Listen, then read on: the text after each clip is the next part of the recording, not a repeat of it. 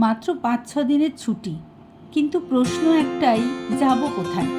তারপর অনেক চিন্তা করে ঠিক করে ফেললাম ভিয়েতনাম যাওয়া যেতে পারে। তারপর টিকিট কেটে ব্যাগ গুছিয়ে রওনা দিলাম হ্যানয়ের উদ্দেশ্যে, আর পৌঁছে গেলাম হ্যানয়ের নয়বাই এয়ারপোর্ট। আমরা হ্যানয়েতে ছিলাম লা জার্ডিন হোটেলে। ওখানে চেক ইন করে আমরা বেরিয়ে পড়লাম চারিদিক এক্সপ্লোর করতে। প্রথমে গেলাম টুক ব্যাক হো। ভালো কথা, ভিয়েতনামি ভাষায় হো মানে হলো লেক। হাঁটতে হাঁটতে চলে এলাম থান মিয়েন রোডে। এই রাস্তার এক পাশে রয়েছে টুক ব্যাক হো, আর অন্য পাশে রয়েছে হ্যানয়ের সবচেয়ে বড় লেক, ওয়েস্ট লেক। এখানেই আছে ট্র্যান পোক প্যাগোডা। এর ঐতিহাসিক অনেক গল্পও আছে। তারপর আমরা এখানে ডবল ডেকার বাসও দেখতে পেলাম। এগুলো সবই পুরনো ইতিহাসের সাক্ষী। পরদিন আমরা তাড়াতাড়ি করে বেরিয়ে পড়লাম, ব্রেকফাস্ট সেরে বেরিয়ে পড়লাম হ্যালং বের উদ্দেশ্যে। হ্যালং বে জায়গাটা ঠিক কতটা সুন্দর তা বলে বোঝানো খুব কঠিন। তবে জানুয়ারি মাস ছিল তো, হাড় কাঁপানো ঠান্ডা।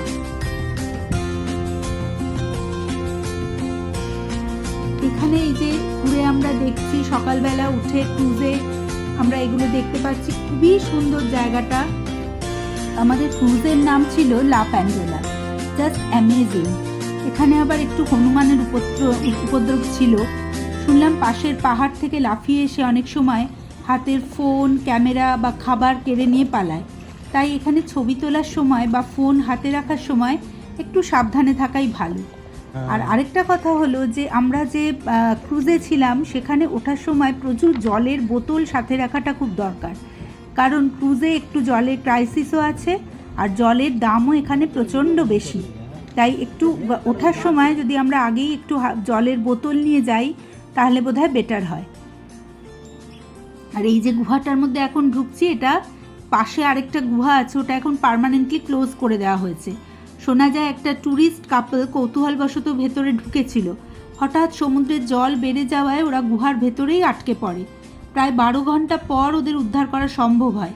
তারপর থেকেই নিরাপত্তার কথা ভেবে গুহাটা পার্মানেন্টলি বন্ধ করে দেওয়া হয়েছে। এখন আর কোনো ট্যুরিস্টকে ওই পাশের গুহাটায় ঢুকতে দেওয়া হয় না।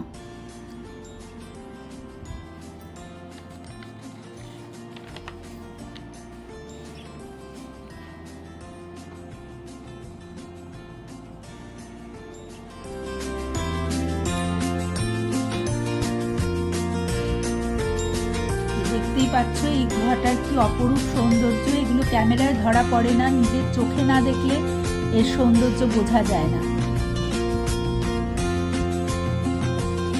এটা আমাদের ক্রুজ থেকে তোলা অন্য একটা ক্রুজের ছবি।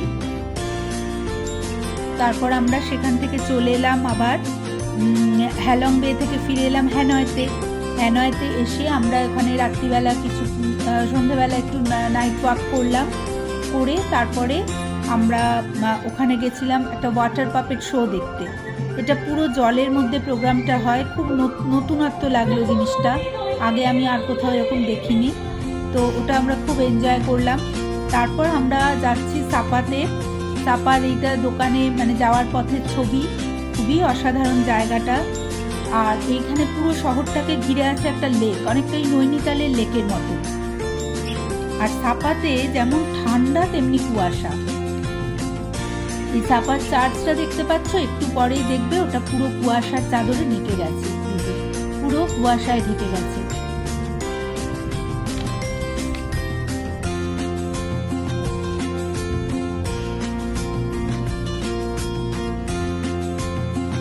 এরপর আমরা এলাম ফ্যান্সিপ্যান সান ওয়ার্ল্ডে। এখানে না এলে সত্যিই মিস হয়ে যেত।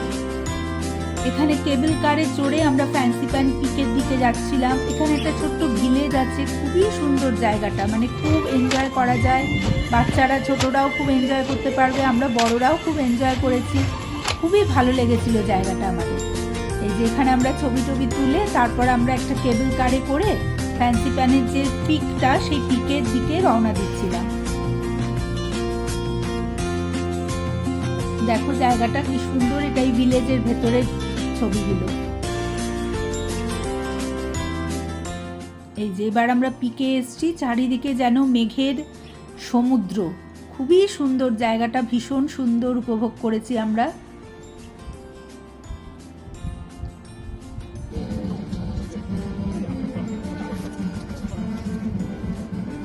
এখানে একটা ফ্ল্যাগ হোয়েস্টিং সেরেমনি চলছিল ওই সময়, সেটাও আমরা দেখতে পেয়েছি। এটা কি রোজ হয় কিনা সেটা বলতে পারবো না, কিন্তু আমরা যে সময় উপস্থিত ছিলাম সে সময় এটা হয়েছিল, তো যার জন্য এটাও আমরা দেখতে পেয়ে গেছিলাম।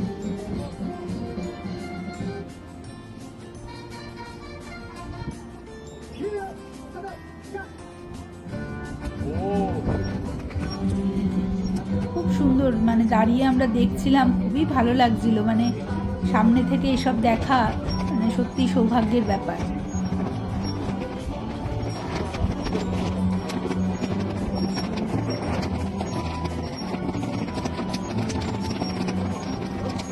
যাই হোক, এরপর আমরা ওখান থেকে চলে এলাম, রওনা দিলাম।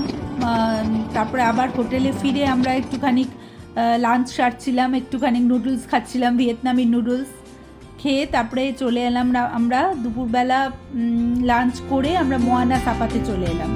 এটাও অসাধারণ জায়গা একটা, আর ভিয়েতনামি হাট, এটা বেশ মজার একটা জায়গা। এখানে আমরা অনেক ছবি তুলেছি, খুব সুন্দর সুন্দর ছবি তুলতে পেরেছি।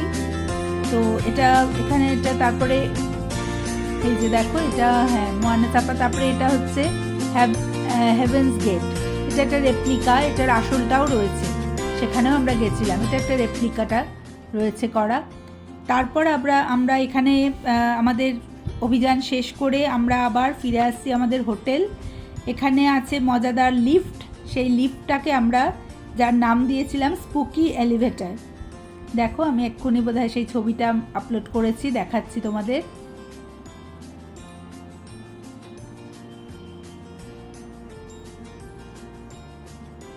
যে আমরা হোটেলে ফিরছি,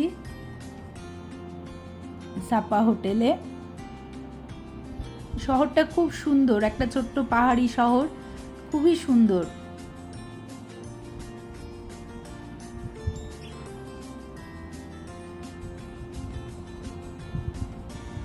এই যে সেই লিফট ওপর থেকে নেমে আসছে, এটা খুব অদ্ভুত একটা সুন্দর লিফটটা ছিল, কিন্তু একটু অদ্ভুত রকমের ছিল বলে আমরা এরকম স্পুকি এলিভেটর নাম দিয়েছিলাম।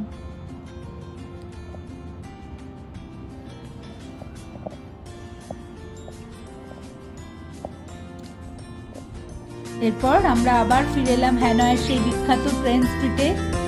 এই ট্রেন স্ট্রিটটা তো সত্যি খুব বিখ্যাত একটা জায়গা।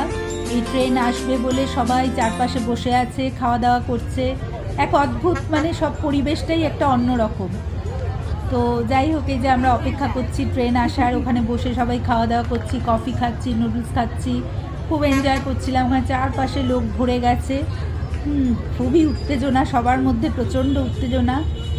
তারপরে দেখো অবশেষে বোধহয় ট্রেনটা আসছে, দেখা যাচ্ছে ট্রেনের লাইট দেখা যাচ্ছে, ট্রেন ঢুকছে। আমি তো ভেবেছিলাম খুব ছোট কোনো টয় ট্রেনের মতো ট্রেন হবে, কিন্তু দেখলাম না, ট্রেনটা বেশ বড়, প্রায় 20-22টা কামরা রয়েছে সেই ট্রেনে।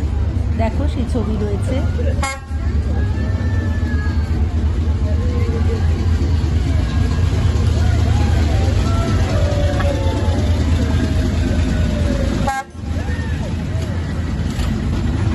ট্রেনটা যখন ঢুকছে সবার মধ্যে কি প্রবল উত্তেজনা, সেটা ওখানে সামনে না থাকলে বোঝা যায় না, মানে এত সবাই উত্তেজিত। এটা একটা বিখ্যাত জায়গা।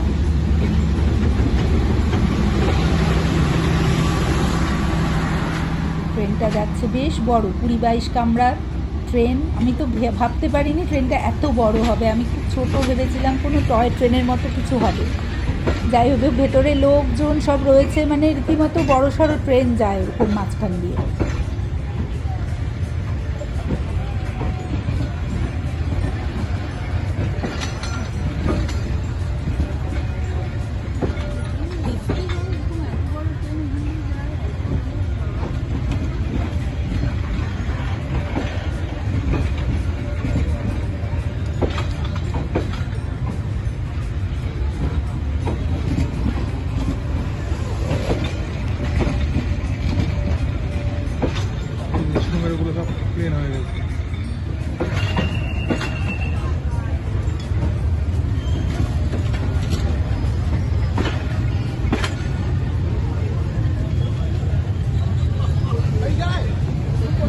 চলে গেল।